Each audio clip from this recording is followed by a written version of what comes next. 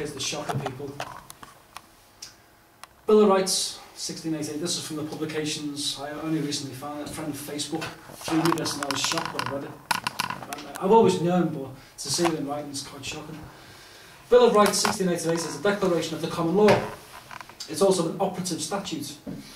It contains the oath of allegiance, which is required by Magna Carta to be taken by all Crown servants, including members of the armed forces, MPs and the judiciary, which it does. Apart from PCSOs, PCSOs do not take the oath of allegiance. They take a different thing, which means they don't answer to the Crown. They are required not to take into consequence or example anything to the detriment of the slaves' liberties. The oath required of Crown servants includes, I will be faithful and bear true allegiance to the King, the monarch. The qualification of true confirms that allegiance is not required to a monarch whose actions are unlawful. And that's basically what John Harris did. He realised that his monarch is treasonous, therefore he renounced his allegiance to it. It can be shown that we have recently had a coup in this country. This is an MP called D. Cracker, I think his name was. This was accomplished when the government took control of the armed forces to use them for political purposes, or what we call foreign policy today. The Bill of Rights allows the Crown a standing army in peacetime on whose members swear allegiance to defend her in person, crown and dignity against all enemies.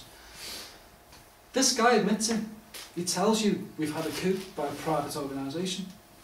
And this is on their own website. Who was it again? Publications, parliament.uk. The address is down the bottom if you want. I'll take a picture of that. No one else except the Duke of Argyll is allowed an army. Again, I don't know if that's true or not, but this is the actual website down the bottom. And as you can see here, this is equivalent of the coup d'etat. As I said, the Armed Forces Act 1996 purports to allow the Crown to set aside the requirement for annual army acts. It states that the Crown may authorise the armed forces by order in council, which there's two, there's orders in council and orders of council, which are the Queen sits, which is also with money and revenue. This provision would permit the government to use the armed forces even if Parliament was suspended, and is contrary to the intent of the Bill of Rights. Essentially, the UK government could essentially take over the private military force if we went under martial law and use it against you privately. That's what it means. And they can do that. The Civil Contingencies Act is in place.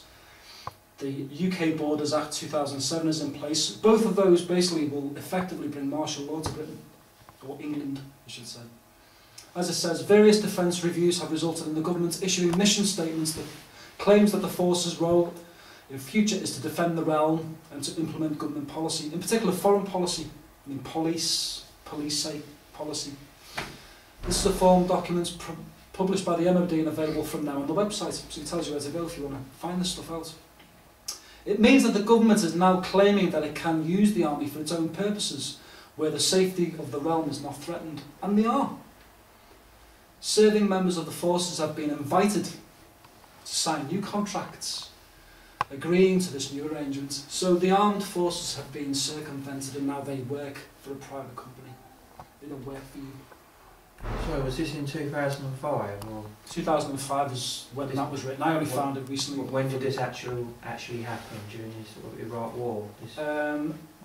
Probably before that, yeah. Or was it 90? It says on there. The Army Act's Forces Act 96. Yeah, well, that's been amended and amended and amended Okay. and amended so many times. Even like the Birth and Deaths Registration Act, they've all changed to do with the army.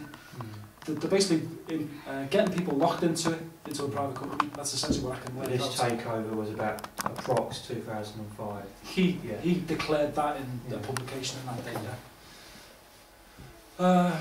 Recent recruitment adverts for the forces, which I've seen. I went to college and there was all kinds of army people trying to recruit people.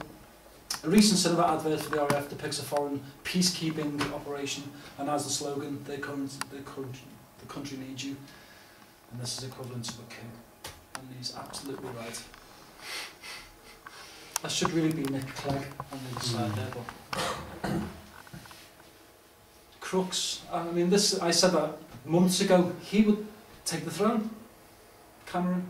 I actually made a prophetic judgment in one of my videos months before he took it. I said he's destined to get there because he's He's linked to Charles II of France. He's very pro-Brussels. You can link his family through his wife, Sarah, to Viscount Astor of the Astor family in Buckingham House. So, essentially what you're dealing with is the Roman Empire. They've just changed their guise, they've changed the uniform, but you're dealing with the same thing. Instead of swords, they've got tasers. You know, instead of shields, they've got riot shields. Instead of helmets, they've got riot helmets. All working for that guy up there, who probably isn't the head of anything. He's probably the head of the beast, maybe. But notice that the Queen's in black. Penitence.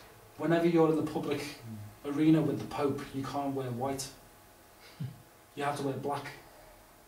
And she adheres to that.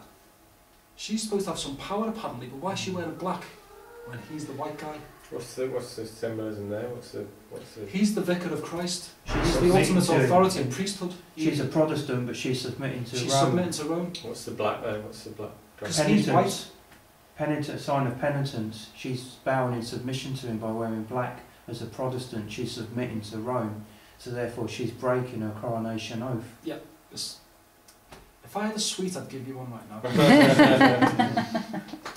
But in yin and in the Dai Ji, the yin and the yang, one giving way to the other, you've got darkness and light. You've got male and feminine. And in the British tradition, the old British tradition, the dark means innocence and the white means wisdom. So she's gone to him for wisdom in her innocence. Possibly. I mean, if you look into dark occultism, there's so much. You can interpret this. There's so many ways to interpret whichever this way stuff. you want. But we're going to go into this in the next part, which is to do with your world ID. How you can break it. You have to break this because this is where it's going to take you, and there's certain instruments they're going to do to take you there. You are here. Do you really want to end up in there?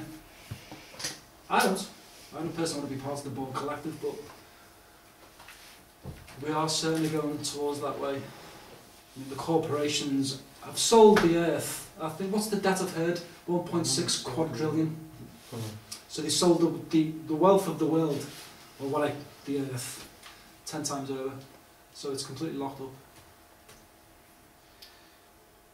Finally, natural person, according to statute law, limited liability corporation. We all love money. Money is God. They've only sold the earth though because we believe in money. If we didn't believe in money, it would mean nothing. This is the root problem, money. I can argue all day with people, but unless you can remove that, you're going to get taken into an invisible currency. Yeah. And then Human it'd be being. even harder. Yeah. How do we get back to being? Sorry? Unless you can remove what? You're going to have invisible currency? Money. You're going to go into a credit system, which we'll explain in the next one. Money. And that, ladies and gentlemen, is the end of part 1. Thank you.